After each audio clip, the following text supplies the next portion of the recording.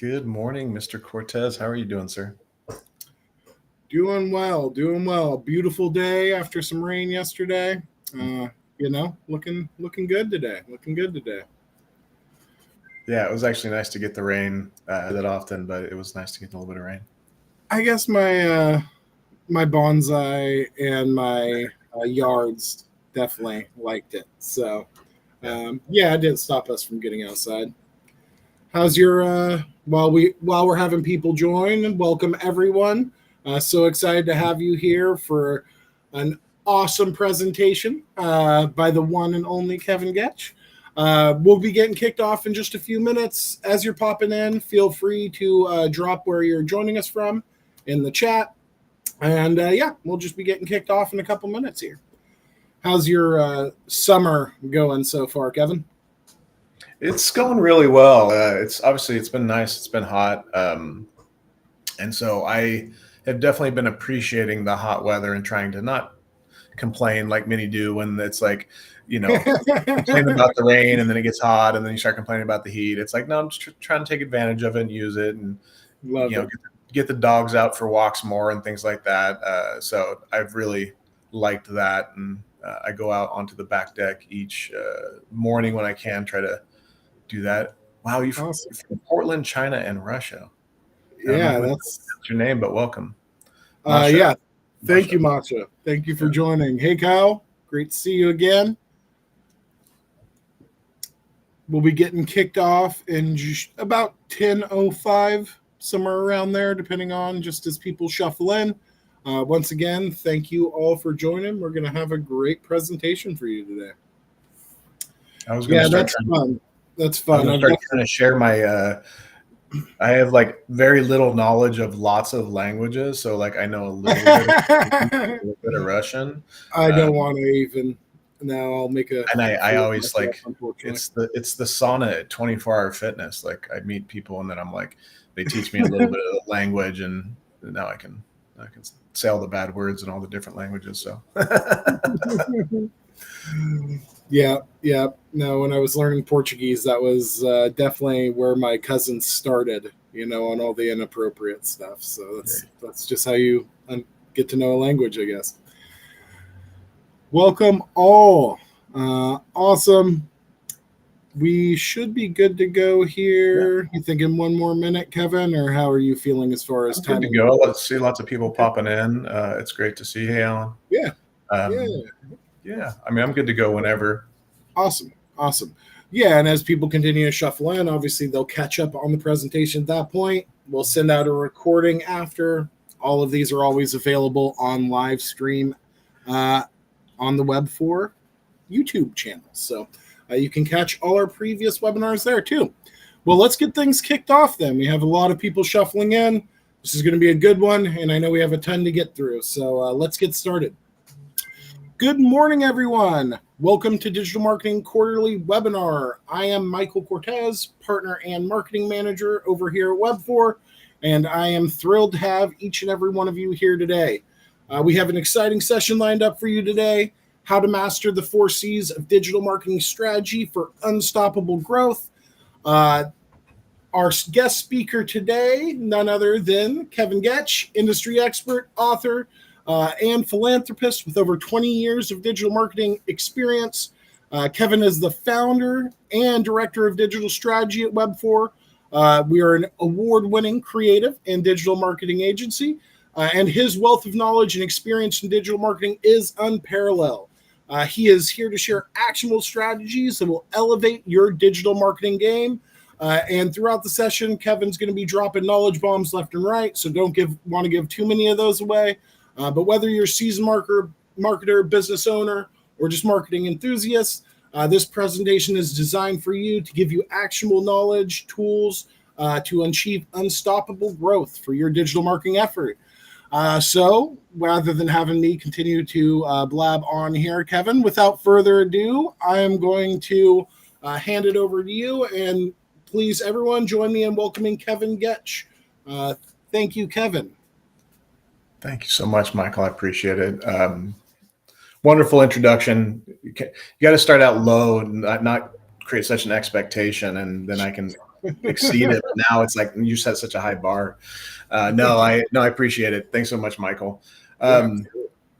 So today's presentation, I literally, when I first started thinking about it, I was like, I literally just want to talk about this and share some insights on the 4Cs, because it's something I see all the time when meeting with business owners, marketing managers, marketers that done this for a long time. And it's kind of just these layers of context that I help kind of bring into when I'm thinking about strategy for companies and things like that, I think just provides another layer of nuance to make sure that you're focusing your attention in the right areas. And so I'll go ahead and just jump right into it. Sounds great. I'm going to go off camera and let you take it from here. All right. Thanks, Michael. Thank you, Kevin. A little bit of the agenda just to kind of let you know what we'll be covering today. Share a little bit about me. We'll dive into just a general introduction to the 4Cs, finish off with kind of measurement and optimization, and then a little bit of recap and Q&A. So if you have ideas, questions throughout, feel free to throw them in chat or just think of them and wait till the end to ask those questions. So just a little bit about me. This is my family, my wife, and my 2 kids. I'm very lucky to have such an amazing family. We're healthy, so I feel grateful for that. And we have our 2 dogs, Blaze and Knox, which are starting to actually like each other, which is very exciting for us because Knox is about a year old now. And then, of course, I'm the founder of Webfor, and just really excited about the amazing team we have together. Goal is to give away 30% of the ownership of the company by 2030, and we just have a phenomenal team of people that I just continually impress me. And so I'm really grateful for that as well. And then one of the things I love is martial arts. So I've been doing martial arts since I was probably 12, many different martial arts. And so this was a recent I did last year. And we were calling that guy Thor that we were competing against, because he was a great opponent. I beat him once. He beat me twice, technically, on points. So it was a good match. So let me kind of set the stage, because something I see all the time is the term strategy is thrown around quite a bit. And a lot of times people throw around strategy when they're just talking about a plan, right? And so I want to just make sure you kind of understand that a plan is not a strategy. This is actually how most businesses approach marketing. This is my GIF version. It's they just jump in. So what's a strategy? A strategy is an integrated set of choices that positions you on a playing field of your choice in a way that you win. So there's a theory. Strategy has a theory. Here's why we should be on this playing field, not this other one. And here's how on that playing field we're going to be better than anybody else at serving the customers on that playing field. That theory has to be coherent. It has to be doable. You have to be able to translate that into actions for it to be a great strategy. So I wanted to share that video because it does a great job of kind of outlining some of the differences between just a plan and having a strategy. So that kind of integrative set of choices, making sure you're coming up with a theory of why we should be on this playing field, targeting these customers, and how we're going to actually do that in a way to allow us to achieve our objective, right? And so the core areas, what I call the 4 fundamental C's of marketing strategy. This is something that every strategy should have, but it doesn't mean that that's the only thing you should be looking at in strategy. There's a lot of potential other things that could come in depending on what perspective you're coming from and thinking about in strategy. This is definitely from a marketing strategy component. There's many different elements and ways to look at it, but there's obviously the customer. And when I think about strategy, I think customer is always the very first thing, the thing that is the whole strategy should be focused around the customer. And I am often surprised at how often it's not. Then there's the company. right? And so we need to understand that how the company is set up, how that aligns with the customer, how that attracts the customer. We need to understand how we stack up against our competition, how we differentiate ourselves. And all of that leads us to understanding, as we understand the customer and the competition and ourselves, it understands how we can create the right channel mix, how we can target the right channels and tactics to make sure that we are succeeding in our strategy to achieve that. So one of the things that I find quite interesting is often when we're talking with businesses, it's like they know who their customer is, but they know why they target that customer per se. And so it's an important question to ask, and it's something we got to get out of the way first. So, and if they already know, why are we going after this customer and not that customer, right? This is important for aligning, especially as you get into larger organizations. It's really important for aligning the whole organism, right? So that they're not wasting money on targeting other customers that they just don't understand. It's like, well, it kind of falls in this bucket of these customers, but it's like, no, it's like we're targeting this customer specifically and not that customer because of X, Y, and Z, right? So it's really important to know who you're targeting, who you're going after, who your customer is, and also who is not your customer. I've seen it many times where businesses and marketers don't really have that defined. So it's important to understand and get clear around that. Why are we targeting these customers? And then make sure we're clearly defining that.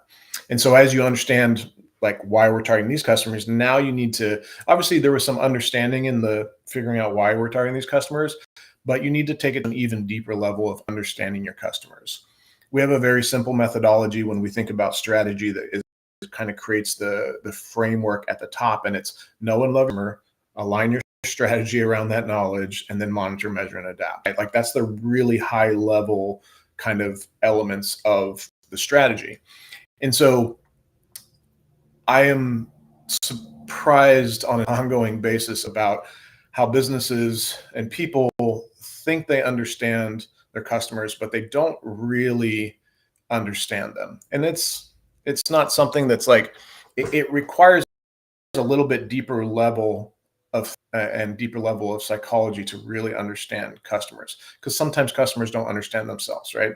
And so if we're taking that information explicitly and we're just going with that, we may not truly understand the deeper levels. I like to think of this acronym. I just use it all the time because it's like, I want to think about what are their fears, right? I'm trying to put myself in the customer's shoes, understand what are their fears, what uncertainties do they have, right? What are their desires? Like, what are the problems they're trying to solve? What is the better future for them look like?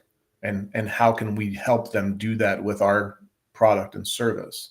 How do they make decisions, right? So this is a simple kind of acronym to just help you think about putting yourself in the mind of your customers. But so there is this study done, I think it was Harvard, Harvard Business School, and literally setting up EKGs, the whole thing, understanding how people make decisions. And so what was really interesting, conscious mind, right, that we normally use to perceive and understand really explicit information, was only used about 5% of the times in purchase decisions. 95% of purchase decisions are actually made in the subconscious mind, where not only do we have less of a clear view into that as far as like explicit information and explicit reasoning, but the customer often doesn't know why they made the purchase at a subconscious level, right?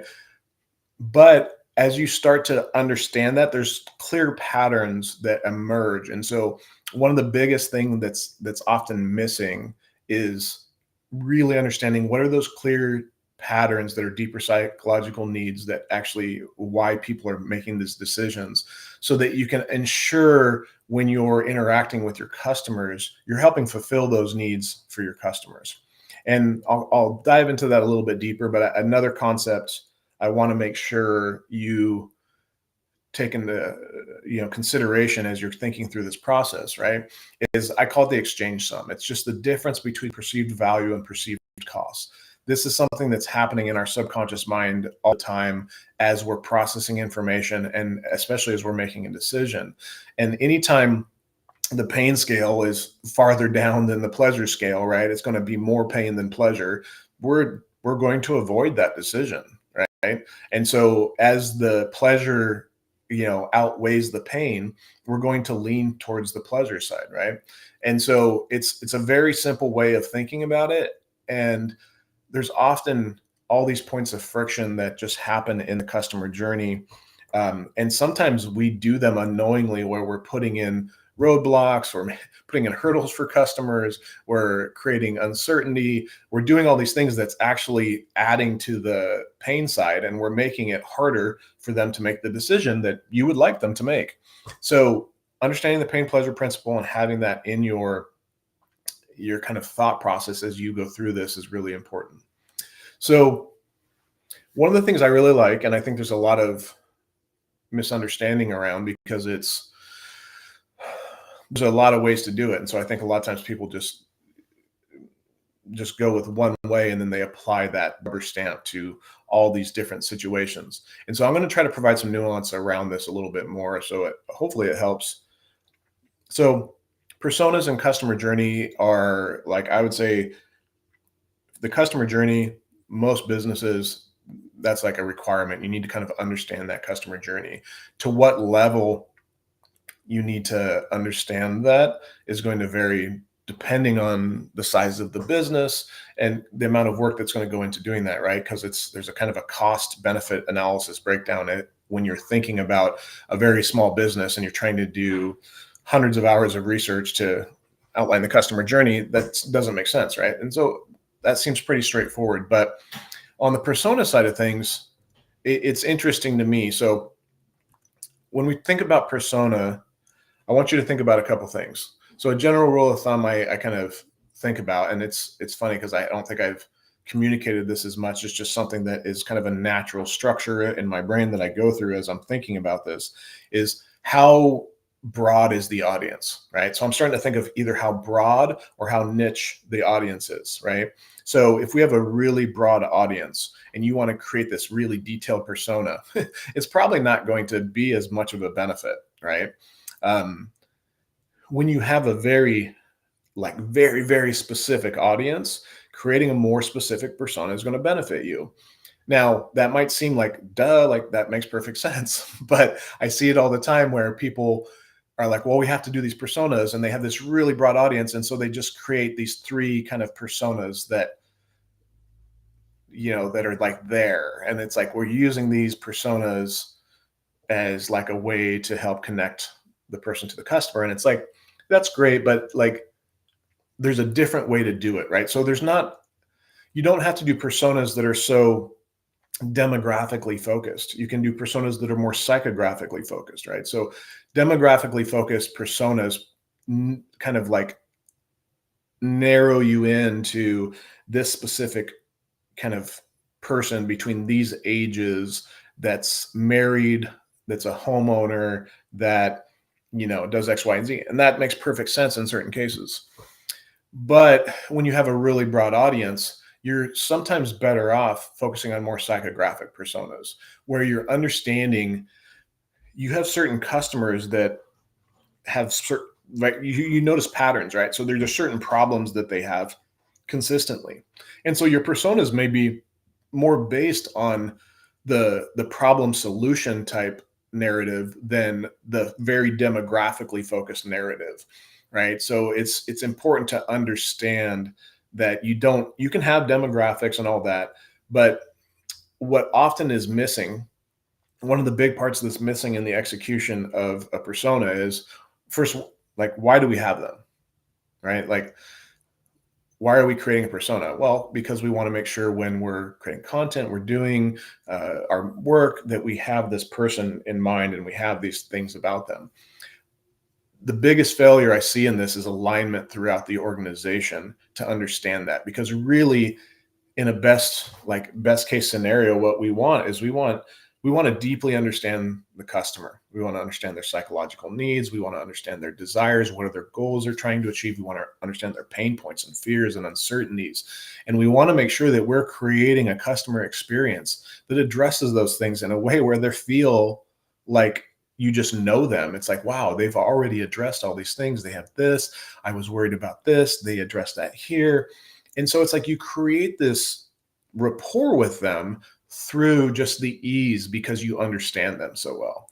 And so having personas, doing them the right way and vertically aligning throughout the organization, especially in larger organizations, will allow each person at each stage of the journey to be able to connect with your customer at a deeper level, understand them, what they're feeling, right?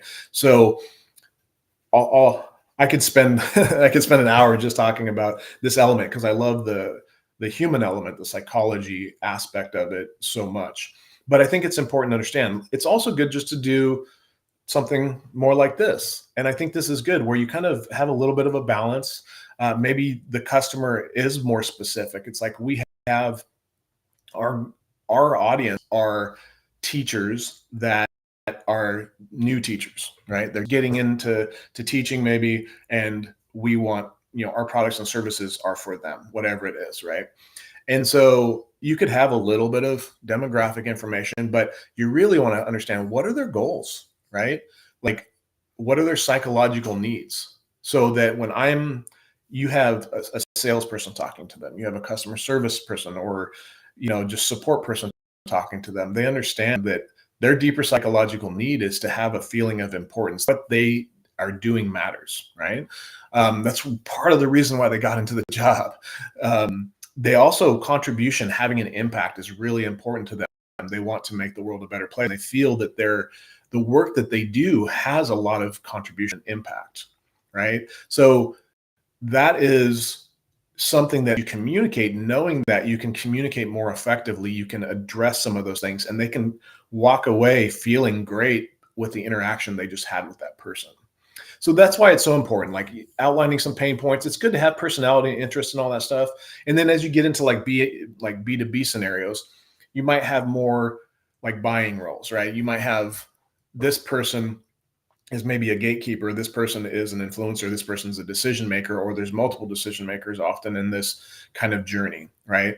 And then at what stages does each of them come in? You might have someone that's just in the consideration phase. You might have someone that's doing a lot of the initial research, but actual purchase and decision goes to someone else, right? So they can get complex, especially in B2B type scenarios. And my point is there's a lot of different ways to do it, and you should do it in a way that benefits and allows your organization to best understand the customer and best connect and communicate with them, while balancing the complexity and simplicity, right? You want to have enough information to address the complexity of, if you're in a B2B situation, you have many different roles, but you don't want to make it so complex that no one's going to utilize them, right? So there's this kind of nuanced balance.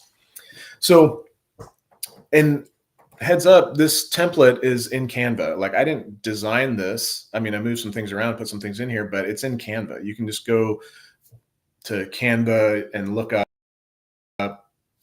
persona template, and there's some great ones to kind of fill out.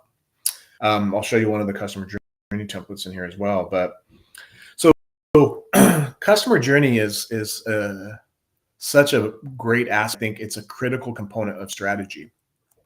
A customer journey, for you don't have a lot of experience with it, it just outlines what a person is feeling, they're thinking, they're doing as they interact across like all the different channels and through the different stages of the customer experience, right? The way I like to have people think of this is it's like a gap analysis, right? We're trying to understand where the opportunities are that we can make better connections with the customer, right? Where are the friction points, right? What experience like currently, and what is the optimal customer experience? Are we showing up in each stage of the buying journey, and are we performing well in those areas, right? So it can be a very in-depth, arduous thing, but it can also be done very simply and then advanced later as well. So there's many different approaches depending on the business and the scenario for actually like putting in more work. A larger company, you would do a lot more work. But what this allows you to do is when you basically uncover your current customer experience and you have the ideal customer experience, you can start to prioritize and align your strategy and close those gaps between this vision of the optimal customer experience and the current one, right?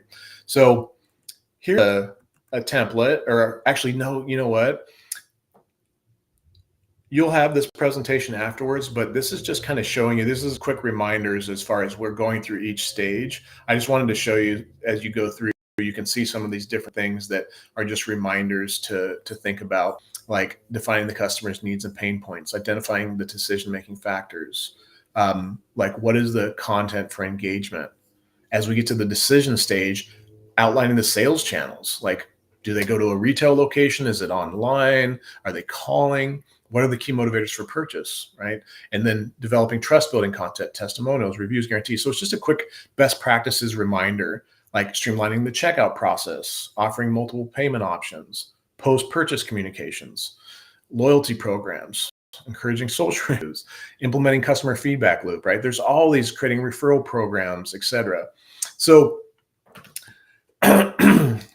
this is just a kind of a quick like best practices reminder as we're going through each stage to think about. So you'll have the presentation afterwards as well. We'll share that. You can watch the video and pause this as well if you're going through it. So just a quick set of best practices and reminders to help as I'm going through the stage to think about making sure that we're doing that. So that'll then allow you to take this kind of mapping the customer journey and saying, oh, are we doing these things here? So this again is a template on Canva, super easy. And honestly, even the complex versions start out with something. This is a simpler version. It might seem a little complex, but the simpler version, it can get more complex than this. We can create more customer journey stages depending on the complexity of the customer journey and how we want to divide that up. And then we're basically logging what are the different user actions in this stage. What are the touch points? Are they visiting us on mobile? Are they coming to our social pages? Are we interacting with them through email, right? And some of these things are going to change depending on what stage they're in. And as they get farther down the funnel, right, you're hoping they might see ads and awareness. They might see this here, but as they get to interest, they're coming to the website. Maybe they're visiting you on mobile. What's the experience like there? So what are the different sentiments? What are their thoughts as they're getting there? Are they thinking this seems like a great company? Are they thinking like, wow, this page takes a long time to load? If they're not focusing on this, all those interactions and user experiences affect the mind of the user, and they relate that to the quality of product or service that you have, right? And while in some cases your product or service may be great, it doesn't matter. They're still going to create a subconscious connection between issues with your website and misspellings. They're going to create connections between just poor design. And like if you're an architect and do design, but you go to their website and it's not designed well, right? Like, so there's all these different things that you want to think about and understand. What are they thinking? What are they feeling? What are they doing? And it's going to vary greatly depending on the type of business you're in, right? If the travel business, this, is maybe up here and excited and have different feelings that you can kind of create. But if you are in a funeral business, there's going to be like overwhelm and sadness. There's going to be things down here that it's important to understand the state of the customer in those different stages and they're going through. And then down here at the bottom, you're mapping out what are the possible solutions? How do we close this gap between the current state and the desired state of the customer experience? And this is just a great exercise to kind of go through. And again, there's simple versions of this exercise and there's much more complex versions of the exercise. Here's a more complex version that, all of the research and everything that went into this probably took, 60 to 80 hours and creating all that kind of work, right? So it can take a lot more work. This may not make sense for your small business, but it's going to make sense for a larger organization. Many different stages, breaking things out, having people kind of understand both internally, right? Like, what are all these different stages? Because a lot of times they don't even know this stuff. And then users' feelings across each of these stages. So me, if I'm in dealing with customers in this stage, I can understand that and better, basically better relate to that customer, better support that customer in these stages. So just some questions to think about as you're going through this, like which channels are the most popular among our customers, right? And then which drive the most leads and revenue, right? We might have a channel that is really popular, but it's not really it's not a channel that drives you more in the awareness stage, but it's not necessarily in farther down the funnel that's actually driving leads, right?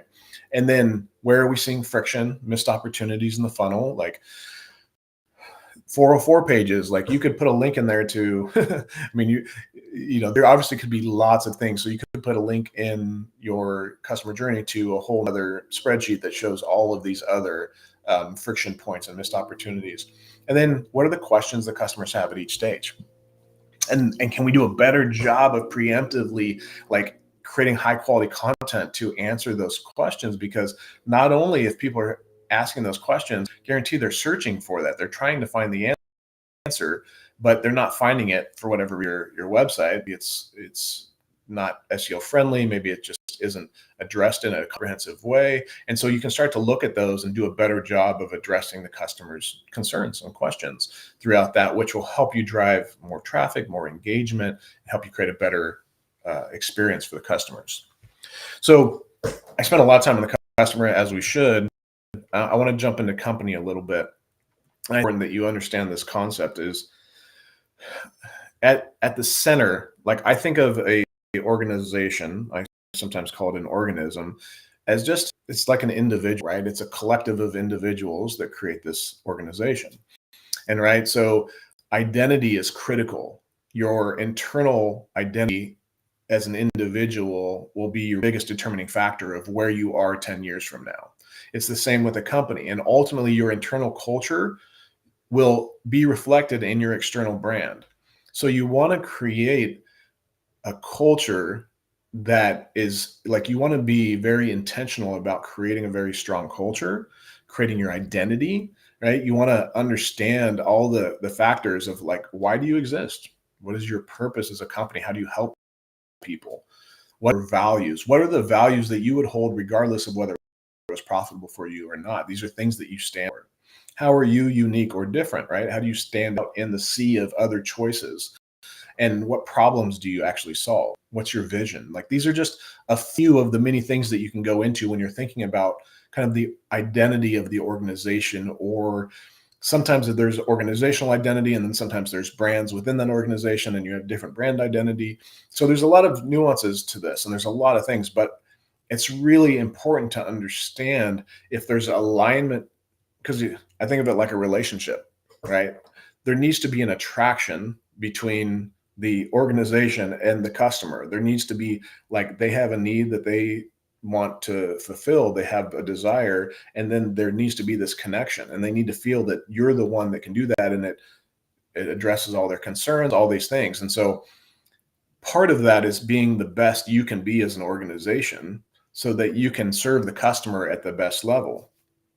One thing I'd say probably 90% of businesses don't even know like what their UVP is, right? And so a UVP, or a unique value proposition, basically just communicates how your business, your product or service is different, right? How it provides something meaningful for your customer. I like to think of it as a way of what is a vision of their future life look like with your product or service in it? How does it make their life better, right? How do you stand out above your competition? And all of this is to help you connect more effectively with your customer. Because we've met with businesses sometimes that it's like they say all these things, and you start to pull out. It's like, wow, there's some really strong things that you're doing there, and there's some great success stories you've had with your customers, and the impact that you have is significant, but in no way are you communicating anything like about that. And so we want to think about that. And we have a free worksheet you're welcome to download. It walks you through some of the things to understand your customer, describing your product or business, understanding how you're unique, understanding some of their psychological needs and how to meet those, and then taking those and kind of putting those together in a unique value proposition. It's part of the exercise that we go through with clients, and it's at webfor.com/resources. There's some other downloads there as well, but this is specifically on the unique value proposition. And this helps you come up with that unique value proposition. One of the things we do as an organization is we work through that messaging process to understand the unique value, how you stand out amongst the competition, really like what psychological needs you're actually fulfilling for your customers. And then we put that all together in primary messaging, because your unique value proposition tends to be more of a, what I say, we focused, where you're talking about we as an organization, and here's the things we do. Primary messaging is more customer focused, where we're saying you and we're talking to the customer. So the messaging is more specific to them. It's going to be things in marketing materials. It's going to be things on the website, emails, etc., where we're talking directly to the customer as much as possible. Because if you've ever been in a conversation with someone at like a party or something like that, and they're just talking about themselves the whole time, you kind of tune out, right? But when they're talking about you and they're interested in you and the things that they're doing benefit you, you're much more interested, right? These are some basic psychological principles that should be incorporated. This is some of the secret sauce as we're thinking about messaging, right? We're understanding what their pain is. There's a lot of elements under that. What the claim is from the organizational standpoint. How do you differentiate your claim? Why should a potential customer choose you over the competition? And then how does the customer benefit, right? How are their desires, their needs, the problems solved, solutions met with that, right? What's in it for them, right? And then thinking about that exchange sum. And also understanding the brain. We want to make sure that we're delivering the messaging in a way that reaches that subconscious brain that's the 95%, right? And so there's these basic principles around leveraging contrast and emotional appeals and simplicity, but also using you because it's more focused on them. There's primacy and recency. There's all that kind of element that really comes into it that creates really good messaging. And then we take it a step further. We do the research and discovery, we brainstorm, we recommend, we implement. So we go through that kind of whole process, and then we use analytics and A/B testing and other KPIs to determine what messaging is best, because we can come up with something, and everyone thinks their baby's the cutest baby out there. We can come up with some great messaging and say, hey, this is the best messaging ever, but that's subjective. We want to objectively test it and utilize it out there with existing messaging and say, hey, how does this existing messaging compare to this new messaging? And that's always scary, but I'd say 9 times out of 10, that new messaging performs sometimes 30, 35, sometimes 50% better than the existing messaging. And that means a whole lot more leads, a whole lot more revenue for the company. And so this is such an important aspect that then you take that messaging and align it throughout your organization. So just a couple things there. Obviously, part of the company, when you're thinking about the strategy of the 4 C's, you want to understand what the company objectives are, because we can't have a strategy without understanding what the company objectives are and aligning the marketing objectives with the company objectives. How do these work in? Are these goals SMART, specific, measurable, attainable, et cetera? And so you want to have things like we want to grow revenue by 20%. We want to increase website traffic by 35%. Increase conversion rate by 50%. There could be a whole number of things that you have here, right? Depending on the specific company and the goals. It could be increase leads from a specific channel. It could be increase awareness here. It could be increase branding. Lots of different potential objectives, but that needs to be clearly defined as part of why are we doing the strategies to achieve these objectives, right? So we went through the customer, we went through the company, now the competitor. And I really like this aspect. There's so much that we can do with doing competitive analysis and really understanding it. And I think people sometimes overcomplicate it. Sometimes we just do a quick competitive analysis where we're doing like a SWOT analysis on the 4 C's. Like, what customers do they target, right? Are they targeting the same area? Do they have different customer segments that they're targeting at? What's their identity like, right? How are they differentiating themselves? What are their values, vision, purpose, etc.? Trying to understand like certain elements about them, their strengths, their weaknesses. Where are the opportunities for you? What are the trends happening? How are they currently marketing? What's their channel mix like, right? We can look at this stuff pretty easily and kind of understand here for this company, organic search is their primary channel, they get a lot of direct traffic, and then there's paid search, a little bit of display, social referrals, and a little bit of email, right? And we can drill down in these much deeper, obviously, understand specific sources, etc. But as we're going through this and understanding, and we're thinking about our channel mix, doesn't mean, so I think it's an important caveat to understand, just because they're targeting a certain way doesn't mean we necessarily have to target that way. But if there is someone who's highly successful in your industry and you're doing competitive analysis, you'd want to look at that, because there's a reason why they're doing those things, why they're showing up there, and how it benefits them.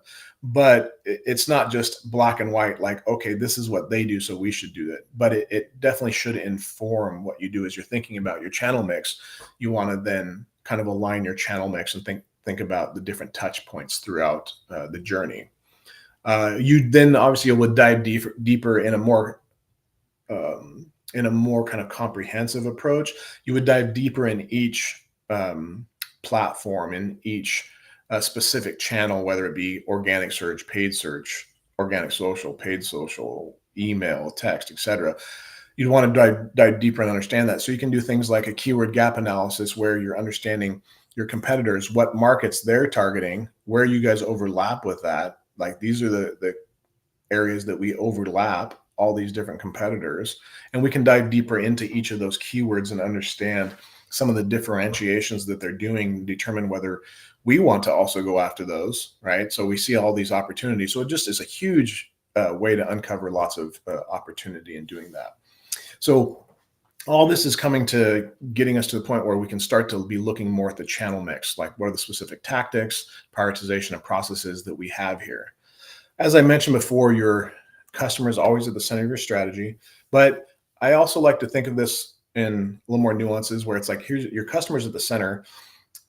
That could be your external customer, that could be your internal customer, depending on the strategy you're creating, your employees and team members or partners or whatever that however you may structure that.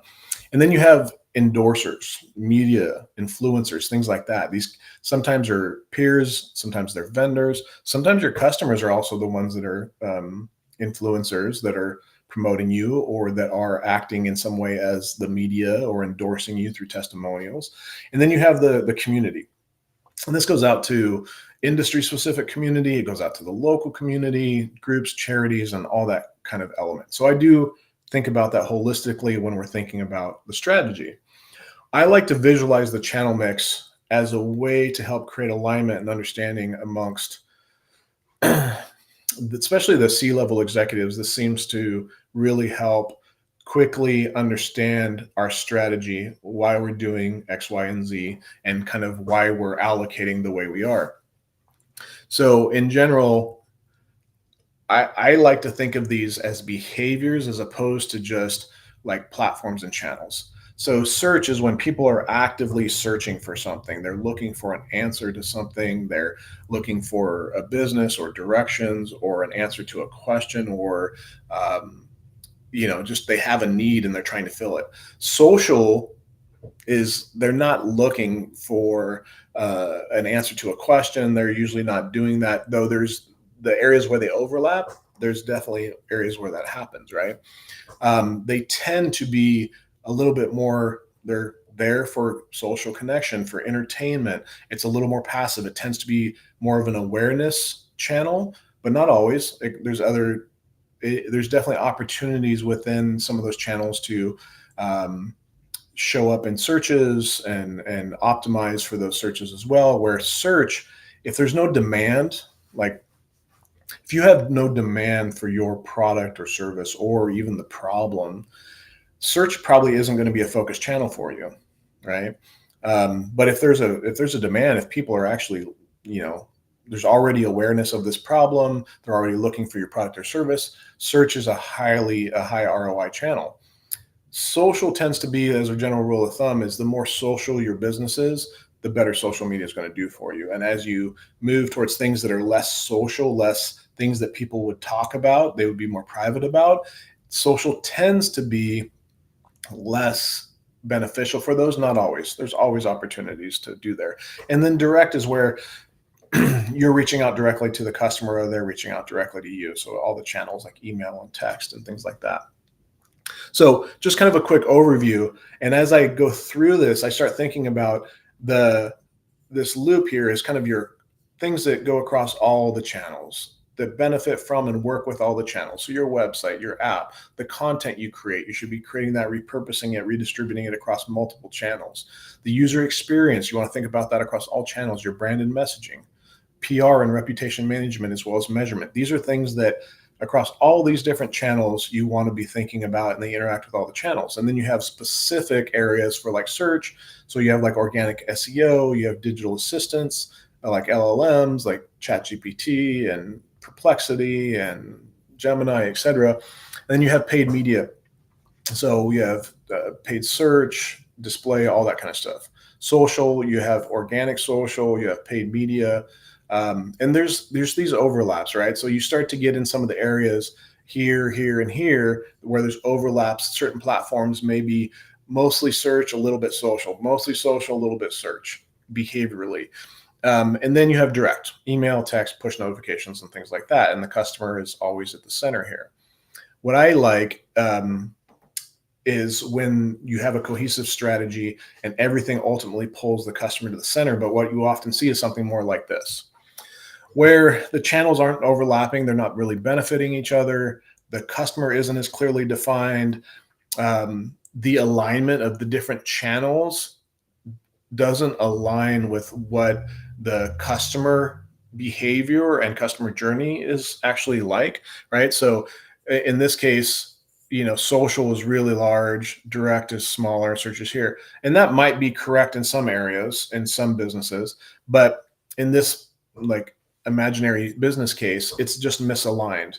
And then we're creating all this content and we're sending out email campaigns, but that's not really connected to benefiting search, right? We're not utilizing the content here. The content here isn't being utilized here. The content on social, there's not this cohesive kind of thought process of 1 + 1 = 3, where it's like these two things, when we're using them together, actually expand and create more benefit from that. So this misalignment creates loss of profit, loss of it's extra effort, it's not efficient. And so for all those reasons, I say no. What we want is a more cohesive strategy that really thinks about all the different cross-channel areas, that is aligned with our specific business. In this case, this business has a high demand. Their social is kind of in a medium range, where it's a socially acceptable thing to discuss, but it's not a highly social thing where people are going to be sharing things about it all the time like that. So we want to have a presence in social. We want to utilize social to amplify and connect with our audience, and use a lot of different tactics there on the specific platforms that align with our customer base. Direct is also important because we want to utilize that to bring people further down the funnel as they interact with our website and different channels, collecting some of their information. We want to use that to deepen the relationship, to add more value, to bring people further down the funnel and offer more value.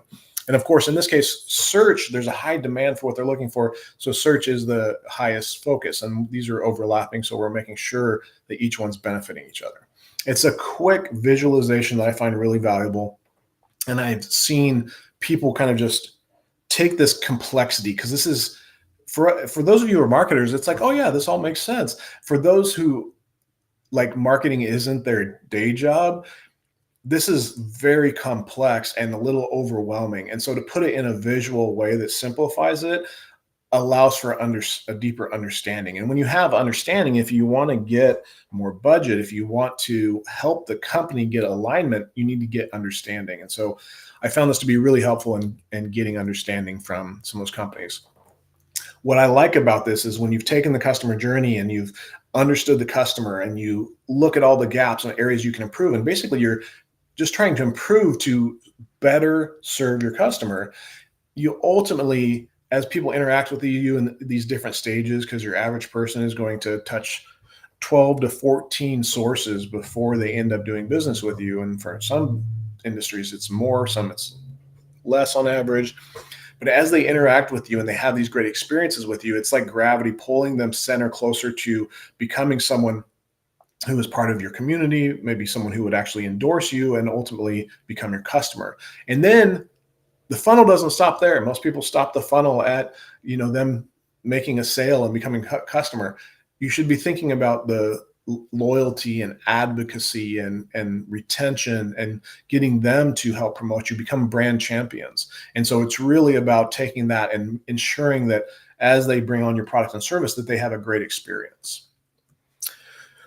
So this all just kind of aligns with really, when you understand, when you have a comprehensive customer-centered strategy where it's integrated across channels, tactics, and teams, it literally has a multiplication effect, sometimes making as much as, I've seen 10 times more effective when this starts to align, because there's often so much waste and ineffectiveness.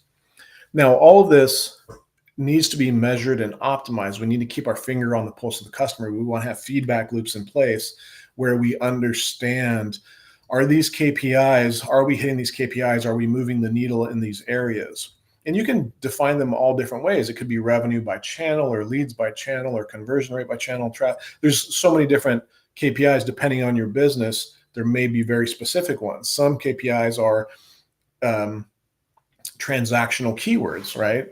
Some are total keywords. Some, there's a lot of different KPIs that may be a little more fluff driven. And then there's KPIs that actually move the needle. And we want to make sure that we measure meaningful metrics. We're not focusing on measuring stuff that is really ultimately not going to help us get to our goal. So it's important to have those outlined, that we're tracking that if we have attribution gaps, we close the attribution gaps. But you also want to be tracking the satisfaction of your customers and Net Promoter Score. All right, so we track all our customer satisfaction, external customer satisfaction, sending out surveys and things like that, and making sure that customers are satisfied, and tracking kind of a Net Promoter Score, seeing how that fluctuates at different times for different reasons, and making sure that we are keeping our finger on the pulse of our customer. And we do the same thing with our internal customer. We use a tool called Office Vibe where we have an internal feedback loop, so we can really understand, what is this like over time? How do different events and things happen affect this? How do initiatives that we put in place affect this, right? And it's one of the best things to identify opportunities to better serve our customers, our internal customers. So that was a lot. I hope I'll do a quick, just few sentence recap, and then I'll open it up for Q&A, Michael. And if you want to see if there's any questions in chat, I appreciate that. But the basic simplistic version of this is, the high level strategy is like very simplistic version, which is important to have simplicity to kind of know where you should be focusing your time on a strategy. And that's know and love your customer, align your strategy around that knowledge, and monitor, measure, and adapt. Right? Those three things is where your attention should be and focusing on strategy. A large percentage of that should be focused on the knowing and loving your customer until you get that right. But then you need to continually adapt, because your customers change.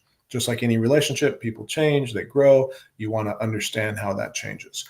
So the way you get there is through the 4 C's, a big portion of the way you get there. There's a lot of other elements, but the 4 C's are the customer, the company, understanding the alignment between the company and how everything that the company is as an individual, and the services it provides and offers, and the value that it brings, how that creates a connection with the customer's needs, and how we are creating an amazing experience for them through that, and how we are constantly working at getting better at serving them, right? And then there's the competitors. Really, how do we differentiate, stand out from those competitors? How are we creating our own strategies so that we're not even really competing with them in some ways? There's a lot of different unique strategies that you can do there. And then you're taking all of this information, and as you get into the more like aligning your marketing efforts, you're creating a channel mix. You're making sure that that aligns with customer behavior, where that behavior actually drives leads, sales, revenue. You're tracking all of that. And then you're monitoring, measuring, and adapting, and continuing to keep your finger on the pulse of the customer as you go forward. So I hope that's it. There's still a little bit of time for Q&A. I will stop sharing the tab and then. Awesome, Kevin. Amazing. You went above and beyond diving into marketing strategy and the 4 C's really, your digital marketing strategy framework that you've built out over the years, and just shared a bunch of insights. So before we hop into Q&A, which we do have some here, I just want to say thank you, everyone, for joining the webinar today. And thank you, Kevin, so much for your digging into the various parts of the strategy today. Hopefully everybody's found the information valuable and insightful. I know I have. We will now open up for Q&A. So let me pop over to the chat because we did get a couple questions that came in here. Let me make sure I'm opening up the right one. 1 second here, Kevin. We got a question from Linda regarding here it is. Yep. Thank you. Thank you for the assistance there. She is in the real estate industry, and they are talking about direct mailing and setting up a custom landing page for that, and just wanted to understand how she could better determine if it's worth the cost to invest some of her marketing budget in that space. Yeah. So it's a hard thing to make a recommendation off that knowledge. I'm always, so there's always a cost benefit analysis of understanding where you're at currently.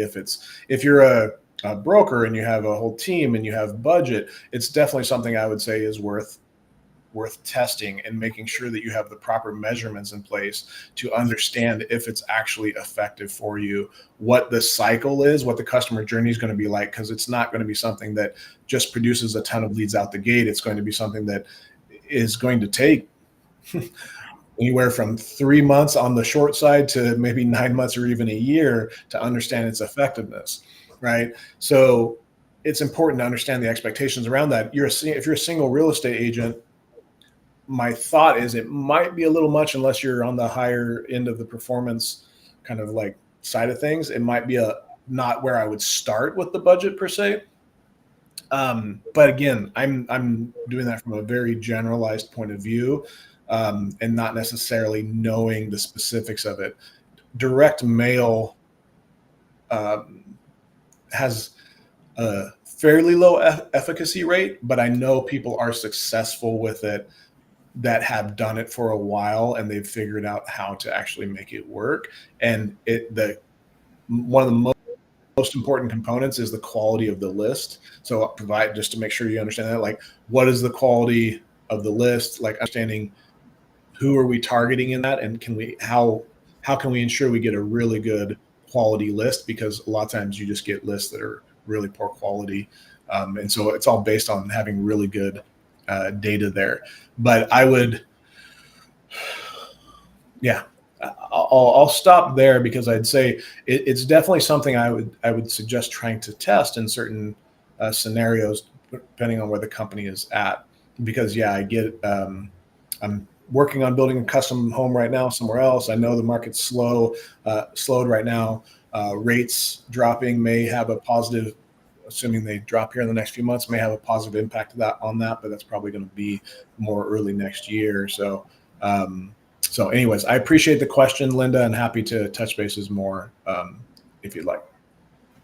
Awesome. Great answer, Kevin. I did add the QR code up top, Linda, because I do agree with Kevin. Just having a little more context here would be important for, we can definitely assist and answer questions if we have a little more context on, where you should be allocating that marketing budget and what's going to be most effective for your business. So feel free to scan the QR code up top. We did get another question that came in here, Kevin, and I'll pop that up. Oh, you are so on top of it. Thank you, sir. Thank you. So I don't want to butcher the first name, but I'm going to say Just asked a question here. Who is the main lead when it comes to customer journey mapping, marketing, or strategy team?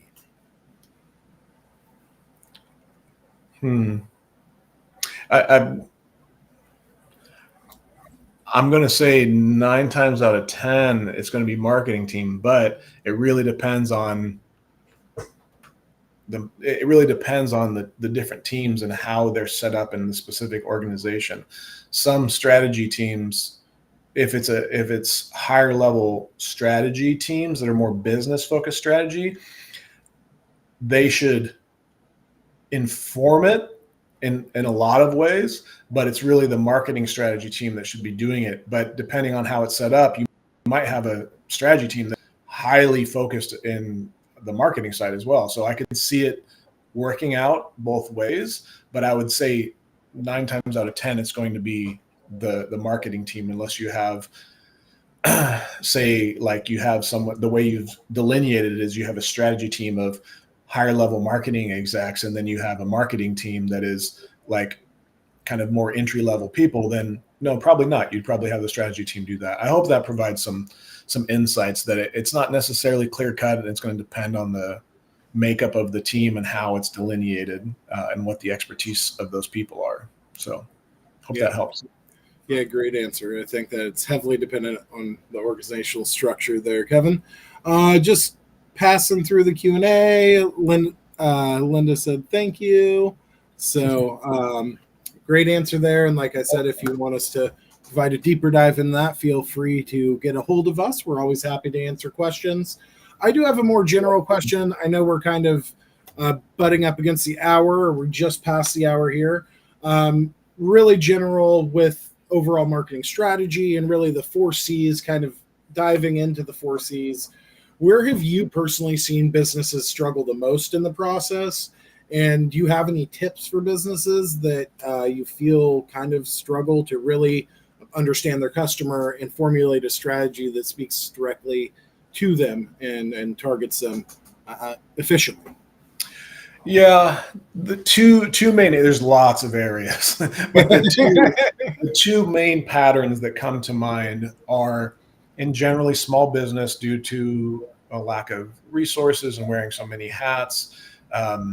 It just isn't something that is like, for them, it's not something that they see as value, because they're just like, I'm just trying to keep the boat like going and keep everything. I'm bailing water while I'm rowing and I'm doing all these things, right? And so they often feel overwhelmed because of the small business. And so that challenge is real, and I understand and appreciate that. And I think why we do what we do is we actually call it a shoestring strategy, because we just take our knowledge and take a strategic approach thinking about these things. For some of the small businesses where the amount of research and work that would go into building a strategy, they just don't have the budget for. So that's one area that I would say is one of the biggest areas, and how we can kind of help support that. There's a lot of just internal knowledge we have that we can just apply that in those cases. The other area, and I see this at large organizations like enterprise, and I'm often very surprised just how much I see this, is they're not focusing on the deeper, they're focusing on the 5%. They're focusing on the explicit information that the customer gives them that they know, right? And they're missing that 95% of the subconscious drivers that are actually driving the customer to make those decisions, right? And it's those deeper, both instincts and subconscious drivers that are really the foundation for what we're doing. And again, the customer and ourselves, most of our days, we're in subconscious. We're going through our patterns. We're not like in that 5% portion, right? So we do that, and we make these things, and we often think we know why we're buying said thing, but there's all these reasons underneath that we are actually buying said thing. And so it's important to know how to bring that information in, so that it creates this really really good kind of, when you have that understanding of the customer and they don't even necessarily know why they feel so good about you, it's because in some way what you're doing is addressing those deeper needs for them, right? And they just feel really good about it and they're not sure why. That's because you're meeting those deeper psychological needs. And so that's often missed. And there's general like patterns and structures, and not everyone has this. So I know we're a little over time, so I'll wrap this up, but not everyone has in essence the same kind of psychological needs, but not everyone prioritizes them the same. But in situations, people often have higher prioritization of their subconscious needs that in those situations. And part of what we like to do is try to understand through a lot of different understanding of the customer interactions, talking to customers, surveys, et cetera. You start to pull out, not from explicit information, but from implicit information, that these things are requiring a certain amount of certainty and safety, right? Like that's a very common one, is people want certainty and safety. How can you make your process better meeting those needs? Someone goes to your website, they're looking at buying your product. Where is your refund policy? I can't see a refund policy. I can't find it. I'm not going to buy from you, right? I don't have a returns and refund policy. Money back guarantee. The reason people do that is that level of certainty, right? So there's all these things you can do that when you understand that. There's the need to feel important, to feel significant. How are you addressing that? And depending on your customer, they may have a higher need for this, or they may have a deeper need for love and connection, right? And depending on your industry, you're going to attract, there's going to be a pattern amongst your customers of some of the top two needs. And when you understand those top two needs, you get much better. And sometimes I look at the top two or three, but like focusing on the top two is often really good. You get much better about thinking about that throughout the process. But even having the framework of thinking about that allows you to create a better customer experience. Oh man, that needs to be multiple social clips in and of itself. That 30 seconds right there. I mean, that was great stuff. I mean, that kind of goes back to the pain pleasure principles you talked about earlier, risk adversity, of just how humans operate really, and the psychological principles that really drive our decision making. So amazing stuff, Kevin. I just want to say thank you, give you a special thanks today for all your insightful contributions, all the knowledge you shared, and really just the amazing presentation as a whole. Thank you, everyone, for joining. We hope you found the information valuable and enlightening. If you have any further questions, there's a QR code up top, or just need any additional information, please don't hesitate to reach out. We'd love to chat, answer any questions you have. Also, please download the unique value proposition worksheet we had linked up earlier that Kevin talked about. A ton of amazing resources on the Webfor site. We are always happy to chat, see how we can help you, or just answer questions. Thank you all for joining us for an amazing webinar. Hope you have a wonderful day, and we will see you soon. Thanks, Bye. Michael. Thanks.